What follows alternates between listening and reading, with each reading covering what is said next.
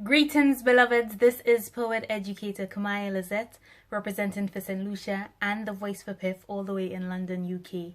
You are watching The Piff Connection on UCCN TV.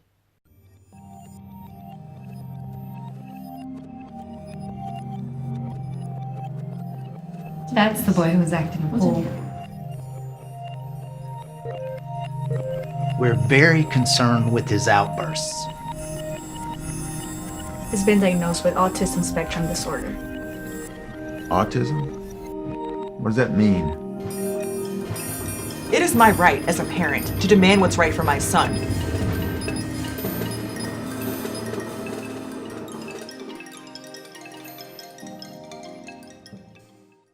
So we're talking about about the writers and the locations and stuff like that.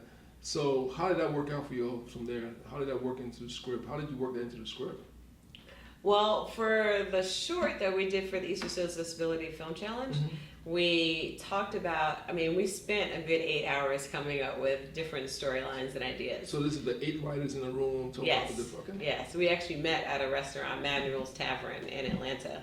Manuel's Tavern. Exactly. They're very film friendly, so they allow you to come in and really? reserve a space without having to pay for it. You know, you just have to get some grub while you're there. So, yeah, it's a popular filmmaker hangout. And in that time frame, people got to get hungry. So. They do, exactly. The challenge started at noon, and we finished at 2 o'clock in the morning. Wow. So, and that's just the writing part of it. That was just the writing part of it. So, and then we did have a point where some writers came and left one or two, because some writers didn't get off work until 6 o'clock. And then other writers had kids and, had to leave at 6 o'clock. So we kind of switched off in terms of coming up with a story idea. And then we sort of divided into groups of 3 and said, all right, you write the first part, you write the second part, you write this section, you write that section. And then we looked at it and tied it all together. And that's you see, you said that, for people who haven't seen it, how long is the short? It's like 6 minutes. 6 minutes. and you talk about how much time you just put in to write a short and all the stuff, the work that went into that. Yes. And that's what we know. We talk about filmmaking, the power of filmmaking, and all the things that go. That you sit there and watch 6 minutes, but it took you that long to put 6 minutes on film. Yes. That's very powerful. Yes. It's a lot of work. It can be, for sure, especially when we work really hard to try to do it to the best that we can, using no budget. Everybody was volunteers on the project. You know about that? Yes, there you go. Yes, they were all volunteers. And when the project was over, like I said, hey, do you guys want to turn it into a web series? And so they were excited. Yeah, let's do it. So we met over the course of 2 months. Sorry, I have 3 fingers up. Over 2 months. And we came up with 7 episodes. And the episodes range from about 4.5 minutes to 7 minutes in length. So they're still short. We're still talking about small content. I had made the decision early on that we wanted the shorts to be able to be, each episode to be standalone, so that we can submit them as well to film festivals and we can do other things with them, versus just having one episode and people are like, what was that? We don't, why doesn't it end? Or what are they talking about? Something that happened in a previous episode. Gotcha. So we did 7 episodes that way. We talked a bit about what we wanted to have happen in the episodes. And then we also kept the kids involved. So my nephew, Mikkel, took part in the writer's room. We call him on the phone. We ask him ideas about his character. Really? He contributed. How old is Mikkel now? 13 now? He's 12 right now. 12? Yeah, he's a Christmas Eve baby. So he'll be 13 this year. Okay. But some of the things that made the episodes more funny or relatable are things that the kids added. So we have one episode called The Sleepover, which was written by Jetta Strayhorn, who plays his sister. His sister, she was, I think, 14 or 15 at the time. And her mom, the two of them got together and wrote that episode, The Sleepover, where the girls wait a minute, so you told me this little short is inspiring the other kids, the young people to write. Yes, the kids are getting involved in the project. They're very excited. I could tell, I could just imagine, because now they're seeing skill sets that they learned in school, they probably didn't think it was important, and now they're seeing it's being used in the real world. Yeah. That's very powerful. Well, especially since, for the female kids that were in the show in particular are very interested in acting as a career or as a profession. And so Jada's mom, Clarice, is a good friend of mine. And so she, and not because of, I don't mean to say and so, but she's like a Renaissance woman all in her own right. And so has instilled the same thing in her kids to go, look, you don't need to know just one thing. If you want to be an actor, you've got to do more than act. Acting is about presenting life in a relatable or as realistic fashion as the style of the project dictates. If you don't go out and live, you can't act it. You can't pretend what you don't know. You know, I mean, you can, but no one's gonna believe it. Nobody's gonna buy it. So you have to become invested in other areas of the world. You have to have hobbies. You know, you don't have to know how to sing or dance, but if you can juggle, guess what? That next person won't get the role, but you can, because you can do the thing that character needs to do in the show. Whereas that person has to learn it, and there's no time for it. You know, if you can sing or you can't sing, learn how to sing. You know what I mean? Put as many pieces on your table as possible. Exactly. You don't fill your table up. And it just stay diverse. You'll find like actors are one of the best conversationalists there are. They watch the news, you know, they become informed about things because their characters, to understand their characters, they have to understand why their character thinks the way that they do. Otherwise, all they're doing is giving you themselves at the same time. Just reading words on a paper.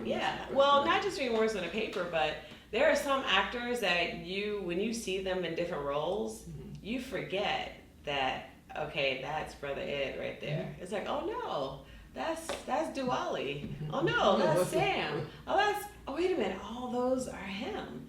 So it's like, yes, there's a little bit of you that's in the characters because it's still your body, your voice, your brain, your mind, but the performance that you're giving is your interpretation of that person given outwardly to the rest of us. Now you're saying, I just remember, I can't remember his name right now. He won an Oscar last year for his, it was a cowboy movie, and he said the people on set said he stayed in character through the whole. Everyone said cut in camera. He stayed. Some people. He also played Batman. He was one of the Batmans back in the day, and he just played in the cowboy movie. I can't remember the cowboy movie last year. Oh man, I can't remember. A cowboy movie from last year. Yes, last year. Okay. Yeah, and he also played Batman. He played Batman. He was the Black Knight and Batman and stuff like that. But they said, yeah, they're talking about how he stayed in character when he played this Western movie. Well, some people do stay in character. I mean, there are different styles of acting, but that's like a whole different conversation. That's a different conversation. Yeah, I know. You know, sometimes you have to be careful of that because some people forget to switch it off. Switch it off. And that's kind of what happened to our friend who played the Joker in Batman. So at least that's what they say is kind of what happened is that it just became more difficult to stay in that type of character. That was a craze. Ledger. Yes. So to stay in that type of character of someone who's, you know, maniacal and sociopathic. I mean, that's a role you're given, but if you don't know how to switch it off, it can play with you for real. So I think that's one thing about filmmaking. I think that's something for me in filmmaking I like so much. Filmmaking is such a powerful tool, and once you understand it and you use it correctly, you could tell some awesome stories. Yeah, you can. Yeah, and you know, how many times have you heard movies inspiring people to do greater things in their lives? And that's why I think I have such a deep respect for filmmaking, and I want to do more because I like to see more stories told from my perspective as a person of color. I like to see more of those stories told, and the best way to tell that story, I feel, is the people who actually live it each and every day is us. You can have someone else tell it, but no, they have to learn, and like you said, they have to go learn all this little things. But like, you know, I was watching this interview with Shaggy, the reggae artist from Jamaica, and they were having him judge Jamaican dialect on movies. And like he was going, nah, we won't say it like that. We say it like this. and so like here's this guy, and I'm thinking he's like he's a Jamaican. So you've had all the Jamaican people who listen to Jamaican patois in movies and say, that's not a real Jamaican thing. Right. So like, you know, so like the power of filmmaking to make someone feel good at what they're listening to and what they're watching is something I think when an actor is good at it, I think that's when, you know, those Oscars and those awards come out and stuff like that. And even the filmmakers, sometimes we do get overlooked for powerful images that are displayed that people don't want to propagate. So I mean, there are plenty of positive images of African American males that we don't hear about. I would have loved to see Yeah. Denzel in for Malcolm X. At a moment there, I was like, are you watching Denzel or are you watching Malcolm? You know, it's like, he just, wow. I mean, that's a good example Yeah. of a powerful, positive image that did not receive the nod at the end of the day. So it definitely is a consideration. But that was one of the things we talked about at the reunion. We had a film panel that I sat on and was a moderator for. And we talked about, I called it the politics of filmmaking. Or not necessarily filmmaking, but of art in general. And it's like, when do we cross the line between it being art and being propaganda? Because, the images that we see are what people believe before we know. Exactly. What I see, this is what black people do. Oh, this is what white people do.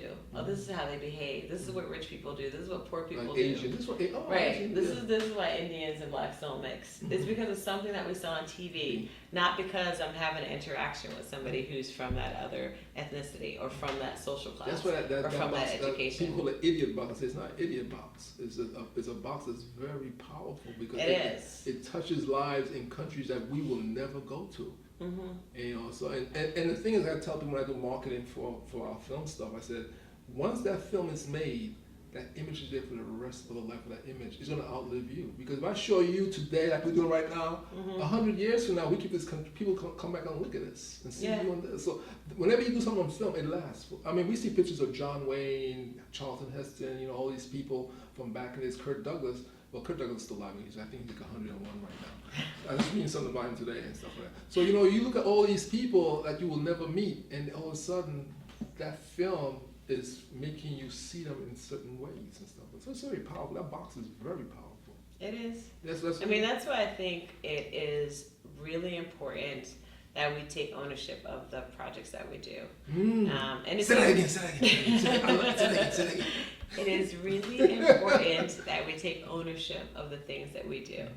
And yes, it's fine to work for other people. And it took me a while to not come to this conclusion, because I grew up with my mom always going, you should have your own business, you should have your own business, you should have your own business, no matter what it was. And I never mentally applied it to the film industry.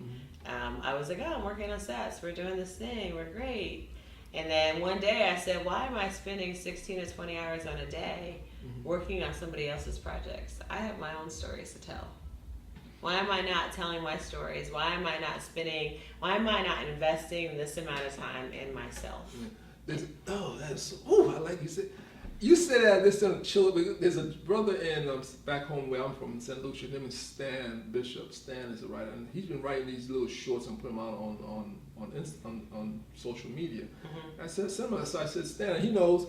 I said, you need to do your movie, man. Because I'm reading stuff and this is really good what he's writing. I'm like, and it's talking about ownership, because he's in St. Lucia, he's writing these really great shorts and he's putting on social media. I'm like, this is his opportunity to tell the world from his perspective. Right. And that's so powerful. Because, it is. And I'm like, I'm reading his stuff, his stuff is really good. So Stan, you gotta get that movie done, Stan. So let's take a break and we're gonna come back, because I know she has to run a Catholic train in a few. And we're gonna talk about what she's working on now and the goals that she has for the next 3, 6, 12 months. 3, 6, 9, 12. 3, 6, 9, 12. Yeah, 3, 6, 9, 12. You're watching the Piff Connections, brother Ed Umoja, and we will be right back with our very, very, very, very special guest from Atlanta. Atlanta, right?